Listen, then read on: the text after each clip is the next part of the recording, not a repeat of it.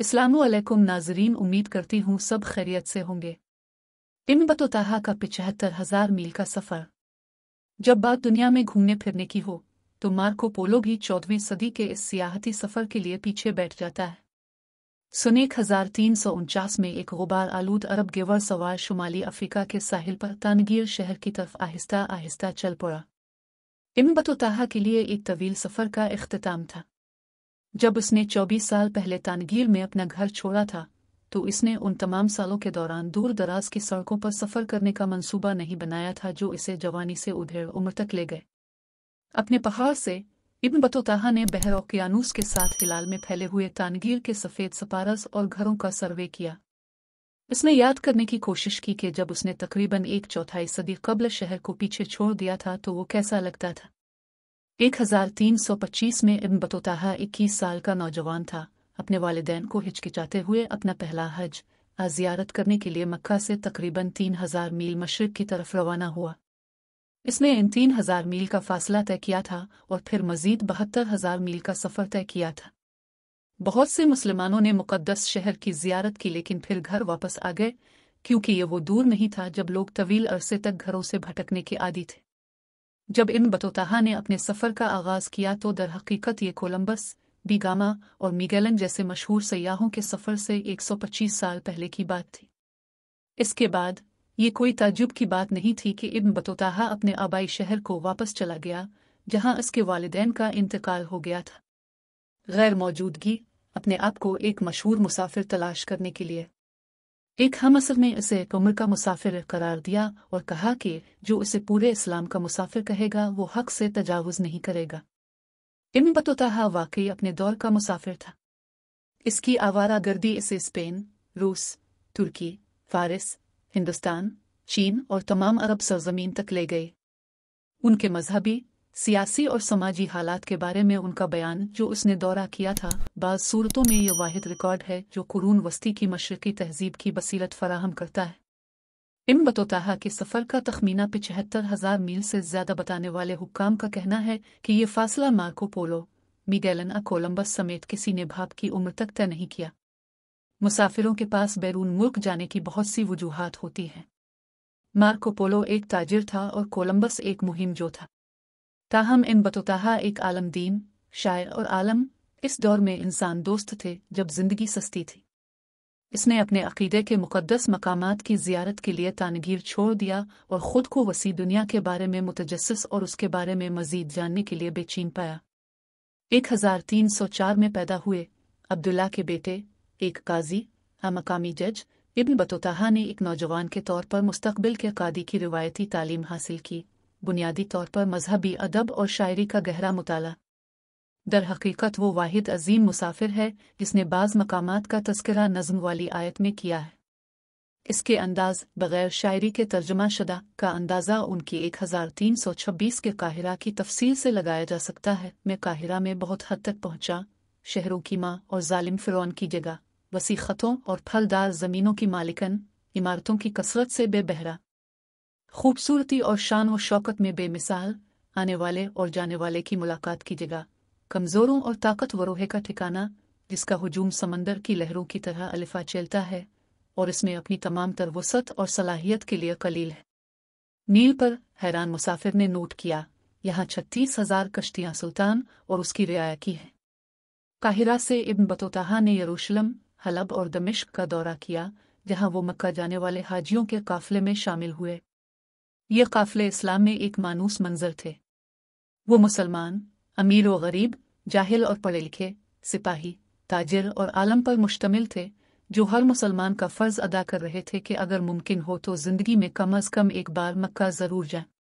रास्ते के साथ वाले कस्बों और शहरों में उनको खिलाया जाता था, पनाह दी जाती थी और आरामगाहों और शिफाखानों में उनकी तफरीह की जाती थी जो फ़याज़ मुहसिनों के ज़ेर इंतज़ाम थे। ये रिवायती मेहमान नवाजी जो कि अरब ममालिक में तमाम मेहमानों तक फैली हुई है ने इब्न बतूता के लिए जो अमीर नहीं थे हल्की पर्स के साथ सफ़र करना मुमकिन बनाया। अपने 7 बार मक्का का हज किया। दूसरी बार शहर में 3 साल क़याम के लिए अजीम मुसलमान उलमा से तालीम हासिल की। इस यात्रा से पहले फ़ारिस का दौरा किया गया था। जिसमें इस वक्त के इस्लाम के मशहूर दारुल हुकूमत बगदाद का दौरा भी शामिल था, जहां इसे अवामी हम्माम मिले जिनकी मिसाल दुनिया में कहीं नहीं मिलती थी। मुसाफिर ने लिखा, हर स्टेब्लिशमेंट में बड़ी तादाद में प्राइवेट बाथरूम होते हैं, जिनमें से हर एक के कोने में एक वॉश बेसन भी होता है, जिसमें 2 नलकों से गर्म और ठंडा पानी होता है। हर नहाने वाले को 3 तौलिए दिए जाते हैं, एक गोल पहनने के लिए। जब वो अंदर जाए तो उसकी कमर, दूसरा बाहर निकलते वक्त उसकी कमर के गिर्द बांधे और तीसरा अपने आप को खुश्क करे। मक्का में 3 साल की तालीम के इख्तिताम पर इब्न बतूता हिंदुस्तान के लिए रवाना हुआ, जहां से दिल्ली के ताकतवर और सखी सुल्तान के दरबार में शामिल होने की उम्मीद थी। इस वक्त तक इसने इसे एक उसूल बना दिया था, कभी भी जहां तक मुमकिन हो किसी भी सड़क को दूसरी बार नहीं ढांपना। वो मक्का की करीबी बंदरगाह जदा गया, जहां उसने एक ऐसे बहरी जहाज पर जाने से इनकार कर दिया जिसे वो गैर महफूज समझते थे। वो याद करते हैं, ये प्रोविडेंस का एक अमल था, क्योंकि जहाज खिले समंदर में चला और उसकी बुनियाद रखी और बहुत कम बच गए।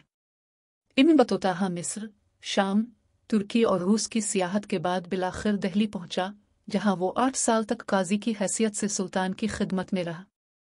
उस वक्त के आखिर में सुल्तान ने इसे बुलाया। उन्होंने कहा, मैंने आपको चीन के फेफड़ों में अपने सफ़ीर के तौर पर जाने के लिए भेजा है। उन्होंने कहा, क्योंकि मैं आपके सफ़र की मोहब्बत को जानता हूँ, यह सफ़र एक यादगार सफ़र होना था। इब्न बतूता जैसे ही दिल्ली से निकला था कि उसे गैर दोस्त हिंदुस्तानियों ने कैद कर लिया था। उन्होंने इसे मौत के लिए निशानजद किया, लेकिन बैन में से एक नौजवान को इस पर तरस आया और उसे फरार होने दिया।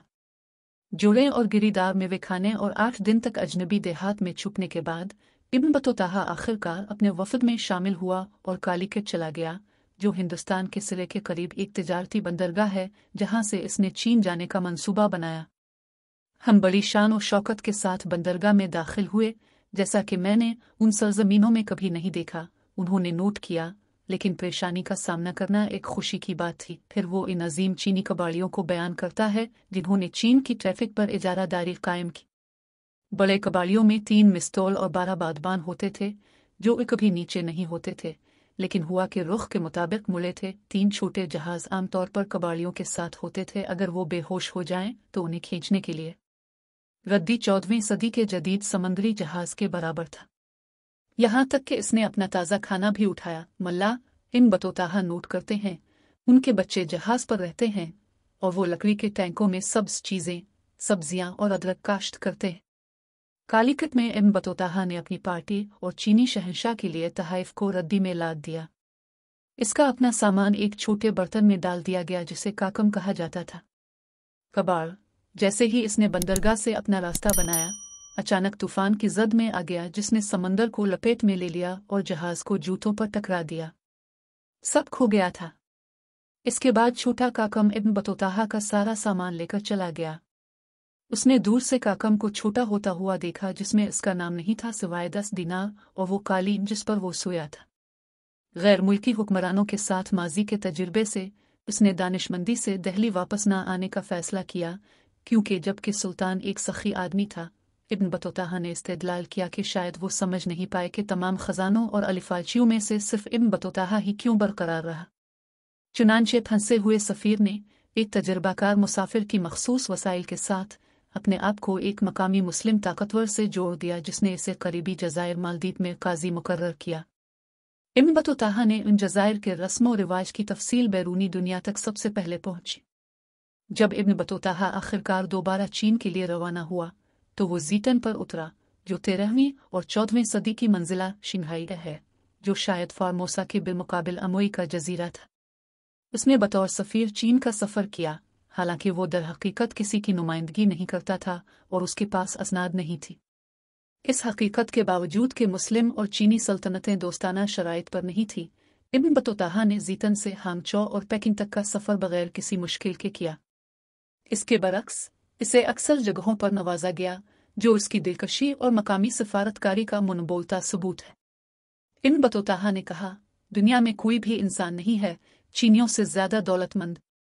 उन्होंने हांगचौ को सबसे बड़ा शहर जो मैंने रुए ज़मीन पर देखा है, ये वही शहर था जिसे मार्को पोलो ने मुतनाज़ा से बालातर दुनिया का बेहतरीन और अजीम करार दिया था। तानगीर का अरब जिस रास्ते से आया था, इसी तरह घर की तरफ मुड़ गया, سوائے اس کے کہ اس نے دہلی سے بالکل اجتناب کیا۔ وہ ایک